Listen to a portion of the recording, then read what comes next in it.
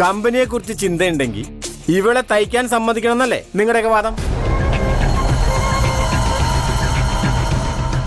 ഈ പ്രത്യേക സാഹചര്യത്തില് ഇവളെയും തയ്ക്കാൻ അനുവദിക്കണമെന്നല്ലേ നിന്റെയും വാദം?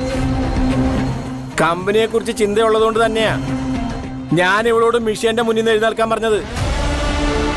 അയൺ ചെയ്യാൻ കൊടുത്ത സാമ്പിൾ ഡ്രസ് കത്തിച്ചു കളഞ്ഞവളോട് എന്ത് ധൈര്യത്തിലാണ് ഞാൻ തയ്ക്കാൻ പറയാ? കയറ്റി അയച്ച തുണിയെ അതേ സ്പീഡിൽ തന്നെ തിരിച്ചു വരും. ആർക്കാ നഷ്ടം? കമ്പനിക്ക്. അബദ്ധം പറ്റാത്തവരായിട്ട് ആരാ ഉള്ളത് സർ? ഈ പ്രായത്തിനിടയിൽ സാറ് ചെയ്ത ജോലികളെല്ലാം പെർഫെക്റ്റ് ആയിരുന്നു. അതുകൊണ്ട് വീണ്ടും വീണ്ടും അബദ്ധം ചെയ്യാൻ ഞാൻ ഇവൾക്ക് പെർമിഷൻ കൊടുക്കണം അല്ലേ? ഇവളെ തയ്ക്കാൻ അനുവദിക്കാത്തതുകൊണ്ട് നിങ്ങളെല്ലാവരും ജോലി നിർത്തിയാലും ഇവിടെ ഒരു മണ്ണാങ്കട്ടയും സംഭവിക്കില്ല. കരുണാകരൻ വിളിച്ച പറന്നെത്തും 100 കണക്കിന് ടൈലർമാരും കട്ടർമാരും ഹെൽപ്പർമാരും. സാറിന്റെ തീരുമാനം അതാണെങ്കിൽ അത് തന്നെ നടക്കട്ടെ.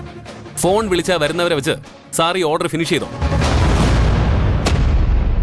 ഞങ്ങൾ ആരും ഇനി പണിയെടുക്കുന്നില്ല. പാറുവിനെ തയ്ക്കാൻ അനുവദിക്കാതെ ഇനി ആരും മെഷീൻ കൈകൊണ്ട് തൊടില്ല.